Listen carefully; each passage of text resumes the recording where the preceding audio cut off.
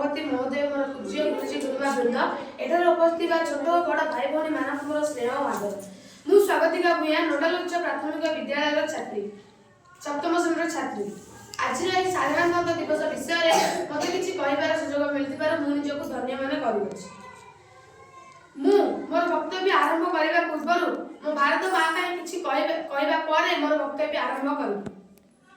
ना मुझे तन चाहिए ना मुझे धन चाहिए, बस मुझे तो मेरा वतन चाहिए। और काम भी कुछ ऐसे करके जाना है, और काम भी कुछ ऐसे करके जाना है, मैं मर भी जाऊं तो तिरंगा ही कफन चाहिए। ए सुजला सुफल शस्य श्यामला चिरप्रसविनी भारत माँ को रक्षा करबा पई जे महापुरुष माने निज जीवन को उत्सर्ग कर दैछंती सेमानक चरण मोर भूमिष्ठ प्रणाम। आम देश 1947 मसीहा अगस्ट मास 15 तारिख स्वाधीन होइतिला सत, किंतु सेतेबेला पर्यंत कोनोसी मध्य आईन प्रस्तुत होई नथिला। समस्त भाबिले जेहेतु आम देश स्वाधीन होला आम देश आईन अनुसार आम देश को शासन करबा उचित।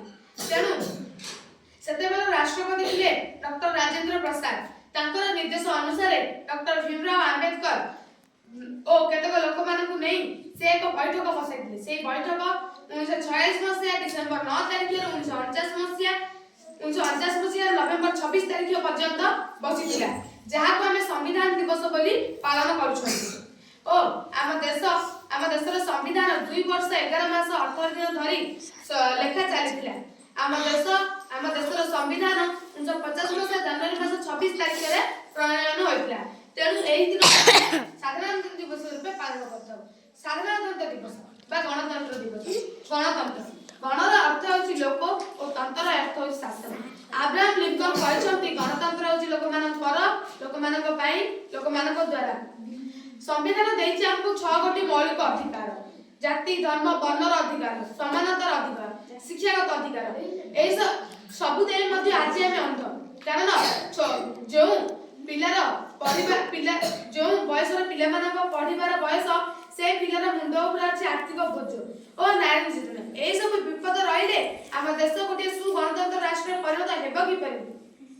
ए सब विपद को मुकलेबा केतक लोक मानक नुहे बरम आम समस्त प्रथमे आम निज सचेतन हेबा और अन्य मानक सचेतन करबा, जा फल रे ए सब विपद गुडी को मुकुलिबो और आम देश गोटे सुगणतंत्र राष्ट्र परिणत हेबो। आज भी से वीर लक्ष्मण नायकंकर कथा मन पड़ जाए। से फांसी खुंटार झुलिबा पूर्व कहिथिले आकाश जदि सूर्यचंद्र सत्य तेबे माया निश्चय स्वाधीन हबो। ए ठीक 4 वर्ष पर मध्ये आम देश स्वाधीन होइतिला। से तांकर एही सुयोग्य बलिदान जोगु आम देश स्वाधीन होइतिला। ठीक आमे सेही परि आमे मध्ये मर जिबा, किंतु आम देशर ना उच्च रखिबा ओ गोटे सुगणतंत्र राष्ट्र रे परिणत करबो। आम देश को एही दिन साधारणतंत्र दिवस रे राष्ट्रपति मार्च पास्ट और लाल किला ठारे पताका उत्तोलन करछथि। एही दिन विज्ञान पुलिस और सैनिक माननकु पद्मश्री भारत रत्न ठार आरंभ करी पद्मश्री पुरस्कार मध्ये दिया जाय थाए, कारण से आम देश को सुरक्षा दे दे आछथि। तेणु जो सैनिक माने आम देश जगुछथि सेमानकु राष्ट्रपति निज हाथ रे पुरस्कृत करछथि। ओ आमे समस्त जानछथि जे आजिर शिशु काल नागरिक एहा काई कुआ जायछि। आजिर शिशु काल नागरिक काई जेमति गोटे इटा मिसी गोटे कोठा होइताय, ठीक सेही परि यदि शिशु माने भल पाठ पढिबे ताहाले आम देशर नाम रखि परिबे ओ आम देशर शासन केवल तांक मानक हाथ रे ही होइताय। तेनु आमे भल पाठ पढिबा ओ आम देश गोटे सुगणतंत्र राष्ट्र परिणत करबा। केवल शासन को धरिले बनै तो काम रे मध्ये करिके देखाइबा पड़िबो। यदि शिशु भल पाठ पढिले ताले आम देशर चाबिकाठी सेमान हाथ रे ही रहइबो ओ आम देश गोटे गणतंत्र राष्ट्र बा सार्वभौम राष्ट्र रे परिणत होइबो।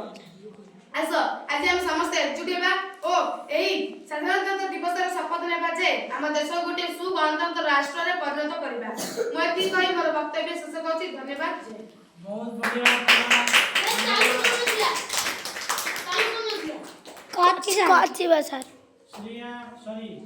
स्वागतिका भूया एते सुंदर से भाषण देथिले प्रकाशे।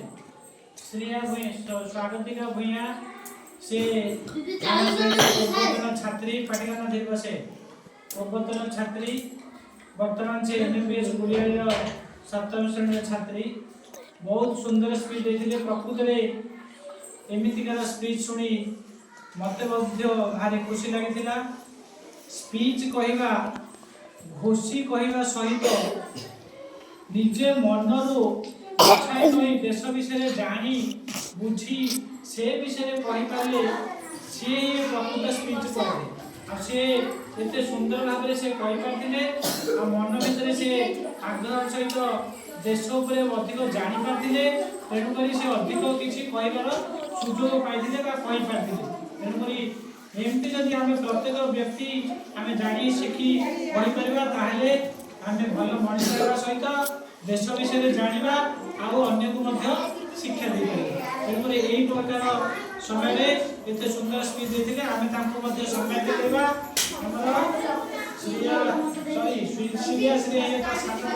स्वागतिका भूया आम सम्मान करी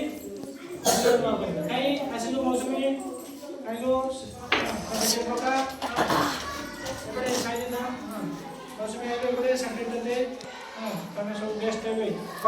रक्तदान सेवा संघ तरफ यही छात्र छात्री उत्साहित करने प्रत्येक वर्ष वार्षिक उत्सव कराए।